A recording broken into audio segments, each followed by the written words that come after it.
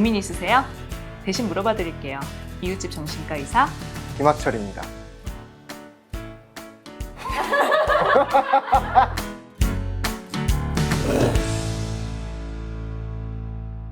오늘은 벗이 사는 숲 정신건강의학과 김학철 선생님이랑 얘기를 해볼게요. 안녕하세요, 김학철입니다. 오늘 어떤 얘기로 물어볼까 제가 고민을 하다가 그냥 제가 가장 고민이 되고 또 이 나이대 엄마들이 고민으로 많이 가지고 있는 아이의 관계 문제를 여쭤보고 싶어서 왔습니다. 사연을 하나 읽어드릴게요. 네. 나의 가치관은 배려라고 생각한다. 왜냐하면 나는 항상 친구들의 말에 귀 기울이려고 노력하기 때문이다. 여기까지 일기를 쓰다 왈칵 눈물을 쏟아내는 초등학교 4학년 딸은 그대로 엎드려 흐느껴 웁니다. 그냥 등을 쓸어주고 다독여주고 기다리기만 할 뿐 어떤 말을 해주어야 할지 모르겠습니다. 태어날 때부터 기질이 예민하고 아팠던 딸은 낯도 많이 가리고 소심했습니다. 그만큼 매사에 신중하고 마음 따뜻하고 배려심 깊은 속내를 잘 드러내지 않는 10대가 되었고요. 늘 큰 문제 없이 학교 생활을 해봤는데 2, 3학년 때 꼭 붙어 다니던 친구가 4학년 때 다른 반이 되면서 새로운 절친이 생기고 스마트폰이 생기면서 얼굴 보기가 힘들어지게 되었습니다. 놀이터에서 그 친구가 다른 친구와 계속 함께 있는 것을 보고는 속이 조금 상한 듯 했습니다. 그러다 지난주 학교에서 버스를 타고 4시간 넘게 이동해야 했습니다. 제일 뒤에서부터 앞면 있는 친구의 옆에 빈 곳마다 앉으려고 했는데 여기 자리 있는데 하며 반복해서 거절당하여 결국 제일 앞자리에 모르는 선생님과 같이 가게 되었습니다. 그 뒤로 학교에서 너무 가고 싶었던 행사를 간다고 신청서를 가져왔는데 반에서 잘 지내던 친구는 다른 친구와 이미 함께 앉아갈 것을 약속했다고 자기는 그냥 안 갈 거라고 재미없을 거라고 하더라고요. 그게 오늘 일인데 적극적이거나 표현하지 못하는 성격이라 그런 건지 친구에게 확실한 믿음을 못 주어 그런 건지 사회생활이고 겪어보고 헤쳐나가야 할 일인 것 같지만 딸아이가 너무 안쓰럽고 짠합니다. 어떻게 힘이 되어줘야 할지 너무도 답답한 마음에 이렇게 하소연이라도 합니다. 네, 이 글을 들으면서 제 머릿속에 그려진 그림을 한번 얘기를 해볼게요. 이 아이는 초등학교 여학생이에요. 근데 가치관이 배려래요. 그리고 항상 친구들의 말에 귀를 기울이려고 노력하는 그런 아이예요. 전 이 말을 들었을 때 얘가 왜 가치관이 배려가 됐을까 하는 그런 궁금함이 생겨요. 그리고 이 아이는 일기를 쓰다가 눈물을 흘렸죠. 그 다음부터는 엄마 얘기인 것 같아요. 그런 가치관이 배려인 친구들의 말을 잘 들어주는 이 딸이 뭔가 힘든 일이 있어서 일기를 쓰다가 눈물을 흘리는 모습을 보고 엄마는 마음 아파하고 있어요. 등을 쓰다듬어주고 다독여주고 그런데 어떻게 해야 될지 잘 모르겠대요. 이 엄마가 보기에 이 아이는 태어날 때부터 기질이 예민했대요. 그리고 아팠고 낯도 많이 가렸고 소심했고 신중하고 배려심이 깊고 마음이 따뜻한데 속내는 잘 드러내지 않는. 근데 저는 이런 얘기들을 들으면은 이게 과연 이 아이의 모습일까? 아니면은 이 엄마 눈에 비친 어떤 또 다른 필터를 한번 거친 모습일까 하는 그런 생각을 하게 돼요. 적어도 엄마가 보기에는 이 아이는 굉장히 조심스러운 아이인 것 같아요. 아까 그 말도 사실은 같은 말이죠. 가치관이 배려래요, 초등학생이. 왜 배려일까요? 왜 그럴까요? 착한 마음에 자기가 배려를 해야 문제가 안 생기니까. 트러블이 생기지 않으니까. 그런 생각들이 나네요. 그리고 배려하라고 봐주라고 저도 간간히 얘기를 했던 것 같고 키우면서. 그건 왜 그렇게 얘기했을까요? 큰아이가 양보만 하면 해결되니까. 그러니까 방금 전에 얘기했던 대로 어, 트러블을 만들고 싶지 않다라는 거죠. 맞아요. 네. 불편해지고 싶지 않아서. 그래서 그거를 좀 드라이하게 표현하면은 배려가 가치관이라는 이 말은 그 속뜻은 나는 불편한 일을 만드는 거를 굉장히 못 견딘다. 배려라 그러면은 굉장히 예쁜 말인데 사실 그걸 또 한 번 이렇게 뒤집어서 보면은 나는 불편한 거 싫어. 이런 거랑 되게 비슷한 그렇게 또 해석을 할 수 있을 것 같아요. 네. 신중한 것도 마찬가지죠. 뭔가 신중하지 않았다가 일어날 문제에 대해서 굉장히 두려워한다는 뜻이고 그 기질이 예민하다는 것도 예민하다는 말이 그거잖아요. 작은 것에도 불편함을 느낀다는 뜻이잖아요. 그리고 속내를 잘 드러내지 않는 이유도 속내를 우리가 어떨 때 잘 드러내요. 속내를 화가 났을 때? 상대가 기쁠 편할 때 그러죠. 상대가 상대가 편할 때. 화가 났다고 해갖고 아무 앞에서나 속내를 드러내지는 않죠. 그러네요. 네, 안전할 때 우리가 속내를 드러나단 말이에요. 그러니까 속내를 잘 드러내지 않는 사람은 기본적으로 자기를 둘러싼 환경이 안전하지 않다라고 느낄 때 우리가 속내를 드러내지 않거든요. 그럼 이 아이의 모습이 좀 저는 그렇게 그려져요. 얘는 작은 것에도 불편함을 느끼고 그 불편함을 느낄까봐 굉장히 조심하고 그리고 이 아이가 주관적으로 느끼는 자기를 둘러싼 환경은 그렇게 안전하지 못한 안전하지 못하다는 게 어떤 뜻이에요? 음, 사랑을 가정에서 많이 주고 키우고 있는데 이런 아이들 있잖아요. 사랑을 많이 줘도 안전하지 않게 느낄 수 있죠. 어떤 엄마가 아이를 너무너무 사랑하기 때문에 이 아이한테 혹시라도 뭐 잘못될까봐 늘 뭔가를 주의를 줘요. 너 그렇게 하면은 손 다칠 수 있어. 너 그렇게 하면은 감기 걸릴 수 있어. 이러면서 계속 이거 사랑하니까 하는 말이잖아요. 애를 보호하기 위해서. 근데 그 아이는 사실 굉장히 이 세상이 무섭게 느껴질 수 있죠. 왜냐하면 자기가 뭐 조금만 하면은 무슨 일이 생길 수 있다고 계속 어떻게 보면 위협을 받고 있는 거잖아요. 부모는 걱정해서 아이들에게 주의를 주는 게 이 아이는 무언가 조금만 해도 뭔가 그러니까 가로막음을 당하는 느낌일 수 있겠군요. 혹시 뭐 할 때마다 엄마한테 이거 해도 돼? 엄마 이거 할까? 물어보는 아이들도 결국 그런 그럴 수 지점일까요? 있겠죠. 예. 만약에 어떤 엄마가 아이를 데리고 어디 처음 가는 어떤 뭐 들판, 혹은 놀이터 이런 데를 갔어요. 근데 얘가 신기하니까 막 뭔가 이렇게 돌아다니면서 뭘 자기가 놀거리를 찾겠죠. 근데 그때마다 이 엄마가 너 그쪽으로 가면 위험해. 그쪽으로 가면 위험해. 계속 그러다 보면은 이 아이는 자기가 발걸음을 떼기 전에 먼저 물어보겠죠.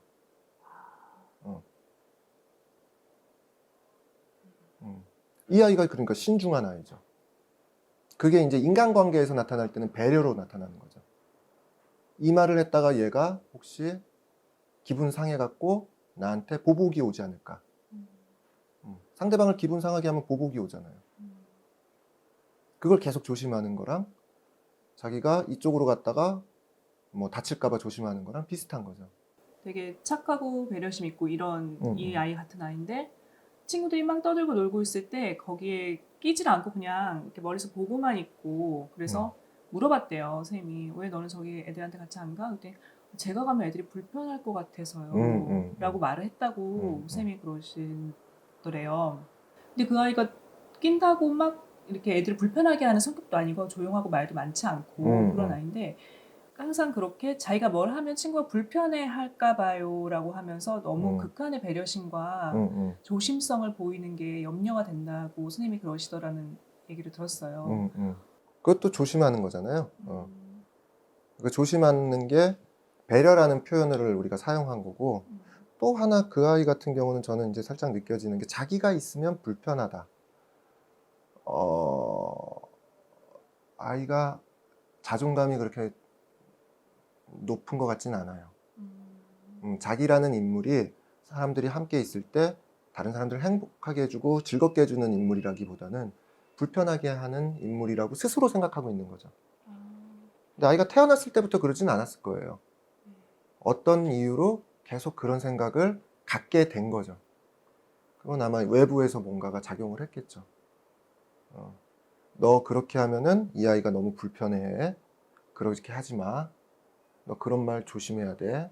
이런 말을 너무 많이 들었다면. 그런 말도 그런 생각을 갖게 하는 그러면은 이 아이가 똑같은 거죠. 너 그쪽으로 가면은 거기 뭐 벌레 있으니까 조심해야 돼. 그쪽으로 가면은 뭐 위험해. 웅덩이가 있어. 뭐 이런 식으로 계속 하는 거랑 너 그런 식으로 행동하면 저 아이가 불편할 수 있어.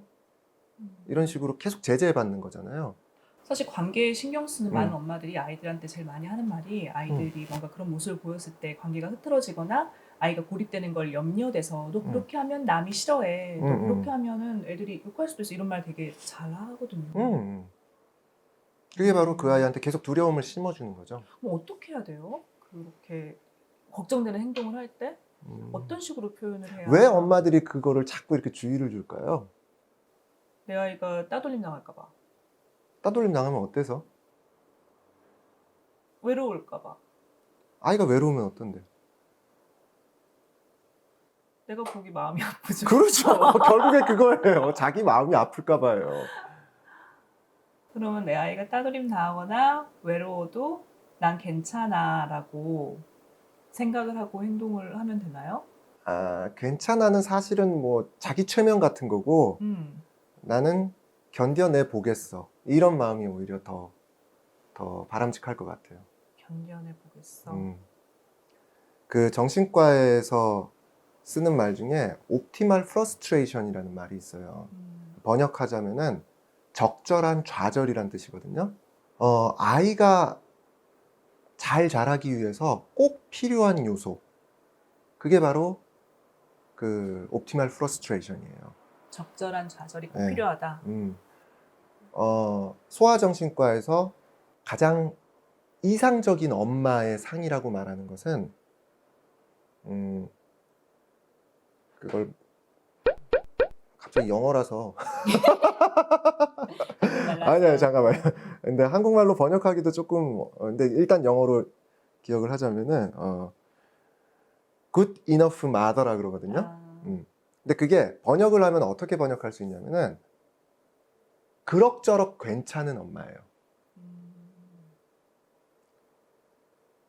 근데 보통 이상적인 엄마라고 얘기를 하면은 많은 엄마들이 퍼펙트 마더를 생각해요. 맞아요. 근데 퍼펙트 마더는 정신과적인 입장에서 봤을 때는 굉장히 안 좋은 엄마예요. 왜요? 어, 식단도 완벽하게 해주고 스케줄 관리도 잘해주고 항상 단정한 모습을 보여주고 아이들에게 이렇게 할 수 있어 안내하는 엄마가 보통 퍼펙트 마더라고 하죠. 되게 지적인 것도 되게 뛰어나면서 아이를 그렇게 이제 만약에 본인의 부모님이 혹은 본인의 남편이 퍼펙트한 사람이라면은 힘들어. 싫어. 아 그렇구나. 네, 아. 그렇죠. 그래서 영어 잘하는 엄마 애들이 영어를 잘 못한다고. 왜냐면 애가 좀만 영어를 말하면 그거 아니고 이렇게 수정해줘서 그런다는 얘기를 예전에 들은 것 같은데 비슷한 개념인가요? 그렇죠. 다행이다. 퍼펙트한 남편과 퍼펙트한 부모. 네, 그런 경우가 많이 있는데 특히 이제 좀 강남 지역에 어떤 지적으로나 경제적으로나 굉장히 이렇게 잘 갖추어진 그런 환경에서 자란 아이들이 의외로 힘들어하는 경우가 많거든요. 그 아이들이 힘들어할 때 이런 얘기를 해요. 저는 자라는 과정에서 결핍이 결핍되어 있었던 것 같아요. 아, 이렇게 얘기를 해요. 모든 것이 충족되어 있었다는 얘기죠. 근데 얘는 왜 이렇게 힘들까요? 되게 부자들이 우울하고 그런 아, 경우처럼. 아, 아. 얘는 경제적으로도 풍족하게 자랐고 교육도 잘 받았어. 완벽해야 부모님도 굉장히 된다는 압력 교양이 있어. 때문에? 응? 그러니까 훌륭해야 된다는 압력 때문에 힘든가? 그런 압력을 자기도 모르게 계속 받을 수밖에 없는 거죠. 아, 얘네들이 결핍되어 있었던 건 뭐냐면은 결핍이 결핍되어 있었다 그러잖아요. 그 말은 방금 전에 얘기했던 옵티멀 프러스트레이션이 결핍되어 있었다는 얘기예요. 좌절이 결핍되었다. 좌절이 결핍되었기 때문에. 그러니까 좌절을 이겨내기가 너무 어려운 거예요. 뭔가 계속 어렸을 때부터 이렇게 해봤다가 다쳐보기도 하고 저렇게 해봤다가 욕먹어보기도 하고 이런 과정을 통해서 다듬어지는 거거든요, 사람이. 근데 그런 다듬어질 기회를 하나도 안 만들어준 거죠. 그래서 아까 얘기 들으면서 그러면은 내가 보기에는 아이가 뭔가 문제되는 행동, 관계에서 따가 될 수도 있는 행동을 할 때 엄마로서 어떻게 그걸 보고서 참나요로 물어봤지만 이제 괜찮다, 그러니까 괜찮아가 아니고 이겨낼 수 있다라는 생각에 엄마의 자세는 얘기를 해주셨는데 아무튼 저걸 그냥 어떻게 놔두지라고 지금 생각을 계속 하고 있었거든요. 뭔가 부모로서 안내해줘야 되지 않을까? 근데 지금 얘기를 쭉 들어보니 결국은 스스로 겪게 놔둬야 되는 근데 그렇게 건가요? 얘기하면은 또 이제 잘못 오해할 수 있는 부분이 냉정하게 그냥 내버려 둔다 이런 개념으로 이해할 수 있거든요. 강관, 강관. 방치 그런 건 아니에요. 그런 건 아니고 그게 아니고 옆에서 든든한 어떤 기둥 같은 역할을 해주는 거죠. 그래서 이 엄마언니도 아이가 울고 있을 때 등을 쓰다듬어 줄 수밖에 없었다. 잘 하신 거예요. 아, 많은 엄마들이 이 아이가 힘들어할 때 이런 행동을 해요. 아니야, 괜찮은 거야.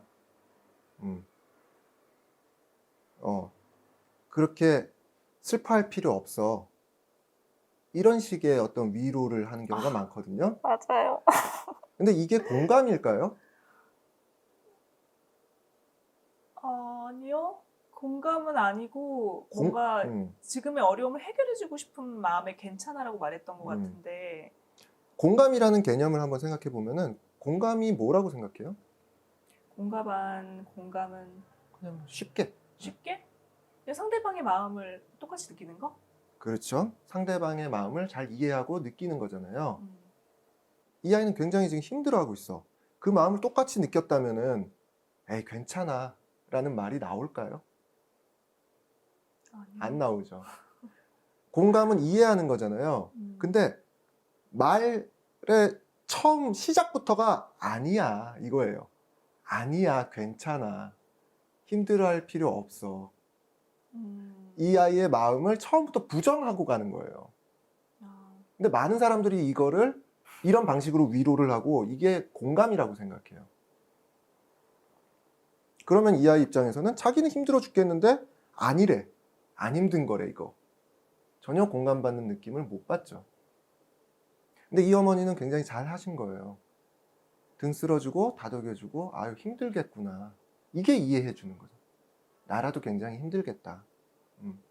이제 엄마가 그렇게 힘들겠다 공감해주고 나서 또 저는 사실 돌파구가 안 보여요.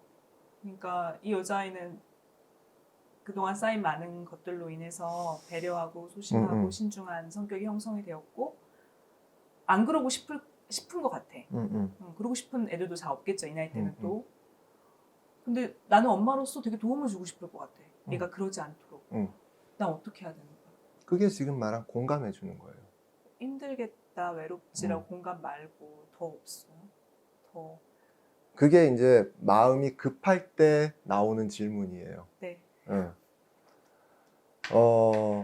살을 빼고 싶다. 궁극적으로 내가 건강한 몸과 몸매를 유지하고 싶으면은 적절한 운동과 어떤 식습관 이렇게 해야지 내가 몸이 좋아지잖아요. 근데 마음이 급하면은 뭔가 다른 걸 요구해요. 그거는 아는데요. 먹는 거 잘 가려 먹어야 되고 운동 꾸준히 해야 되는 거 알긴 아는데요. 근데 뭐 다른 방법 없을까요? 라는 말을 왜 하게 될까요?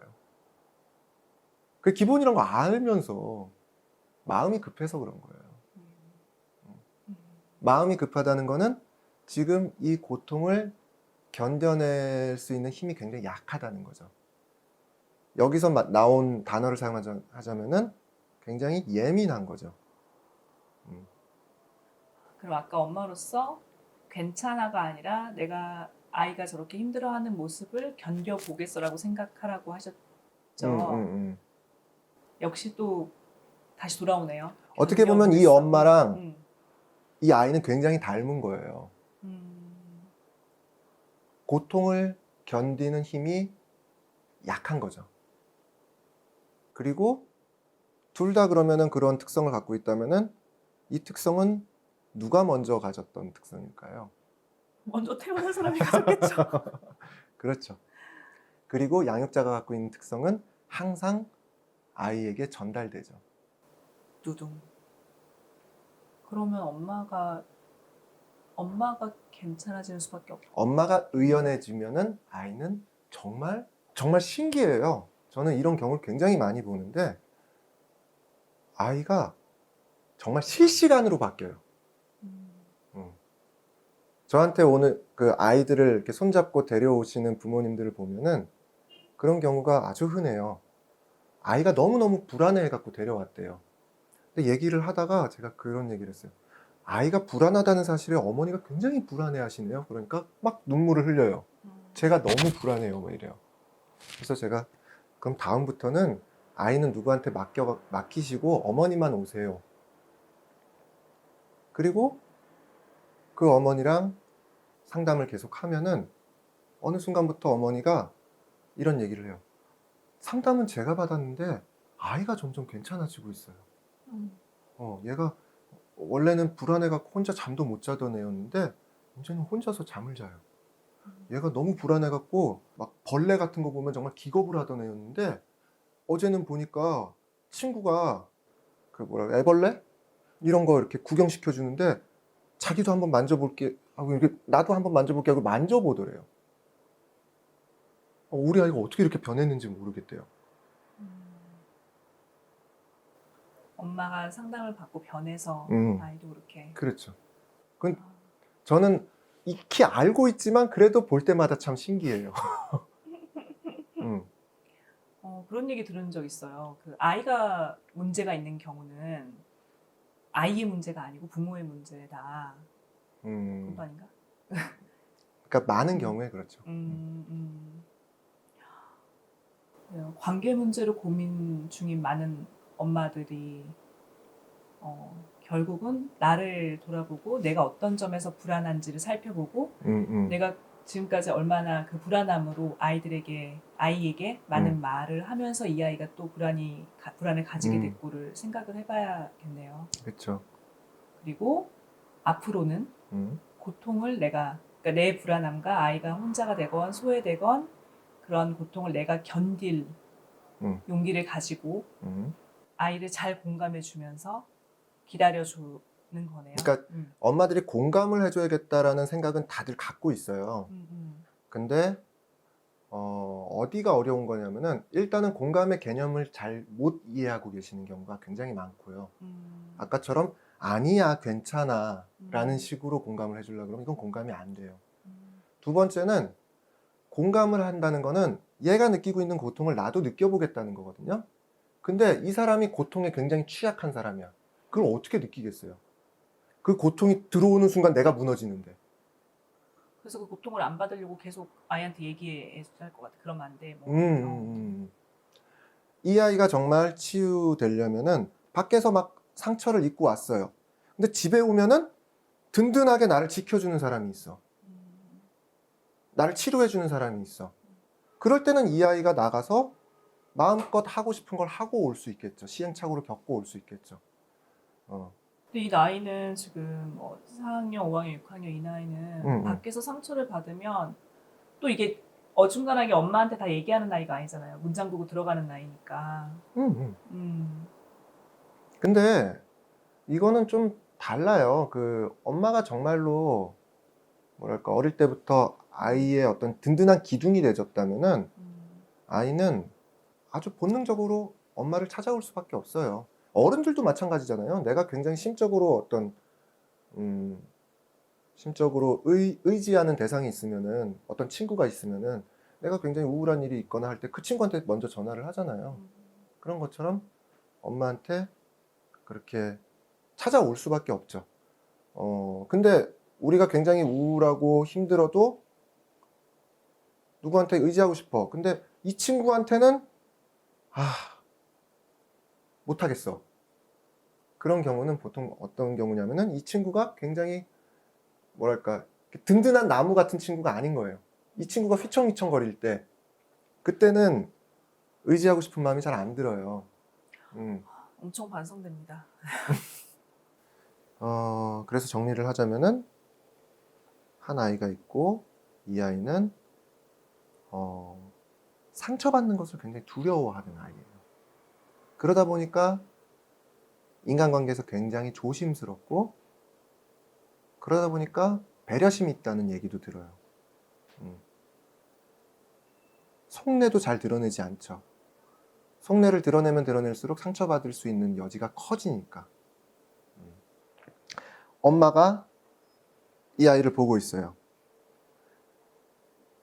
이 아이는 상처받는 거를 굉장히 두려워해요. 이 엄마는 이 아이가 상처받는 거를 또 두려워해요. 왜? 이 아이가 상처를 받으면 자기도 상처를 받으니까. 그러니까 사실은 둘은 굉장히 비슷해요. 상처받는 것을 굉장히 두려워하는 모녀예요. 그런데 상처받는다라는 거는 아이가 적절하게 자라기 위해서 건강한 성인이 되기 위해서 굉장히 필요한 일이에요. 안 넘어져 보고 걸음마를 배우는 아이는 없어요. 자전거도 마찬가지고요. 그래서 내가 아이들 자전거 가르쳐 줄 때 항상 처음에 하는 얘기가 네가 넘어지는 횟수만큼 너가 잘 타게 될 거다 라고 얘기를 하거든요. 그거는 그래서 옵티멀 프러스트레이션이 제일 중요하고 아이가 잘 성장하기 위해서 good enough mother, 그럭저럭 괜찮은 엄마라는 거는 퍼펙트하게 양육하는 엄마가 아니고 그런 적절한 아이가 견딜 수 있을 만한 좌절을 계속 주는 그런 엄마가 가장 훌륭한 엄마라는 거죠. 온실에서 키우는 게 아니고 비도 맞고 뭐 눈도 맞고 이런 환경에서 하지만 그거에 얘가 완전 푹 싹 쓰러지지 않을 정도만 보호를 해주면서 그렇게 키우는 엄마가 가장 아이를 건강하게 키운다는 뜻이에요. 근데 그렇게 아이를 키우기 위해서는 엄마부터가 먼저 굉장히 건강해질 필요가 있는 거죠. 어떤 작은 상처에 연연하지 않고 의연한 든든한 기둥 같은 사람이 된다면은 이 아이가 가서 조금 어디서 다치고 오더라도 바로바로 와서 이 엄마한테 치유받을 수 있어. 왜냐하면 이 엄마는 아주 건강한 사람이니까 여기 이렇게 기대도 아무 문제가 없거든요.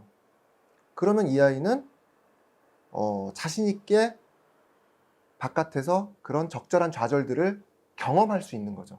왜냐하면 그걸 경험하고 와도 나는 여기서 괜찮은 어떤 치유를 받을 수 있으니까.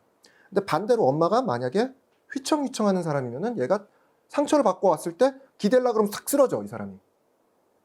그러면은 이 아이는 치료받을 곳이 없는데 어디 가고 내가 자신 있게 뭔가를 시도해 볼 수가 없겠죠. 조금이라도 다치면은 가서 치유받을 곳이 없으니까. 뭐 저는 이 정도로 좀 정리가 되는 것 같아요. 엄마는 든든한 버팀목으로 공감해주며 엄마 자신을 바라보며. 이게 되게 쉽지 않은 일이에요. 네. 그래서 결국에는 아이를 건강하게 키우고 싶은 엄마는 자기가 굉장히 건강해져야 돼요. 근데 이 엄마가 건강해지고 싶지 않아갖고 건강해지지 않은 게 아니잖아요. 그래서 건강해지는 법을 배워야 돼요. 마치 우리가 수영을 배우고 어떤 악기를 배우고 하는 것처럼 그거를 배워서 몸에 익혔을 때 건강해질 수 있거든요. 그럼 이 아이는 든든한 본부가 있으니까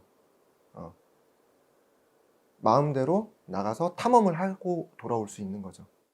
든든한 백이 있으니까. 갑자기 저한테 키워드 하나가 다가오네요. 건강해지는 법에 대해서. 다음에 여쭤볼게요. 그래요. 예. 여기서 어떻게 마무리해야 될지 모르겠어요. 함께 해주셔서 감사합니다.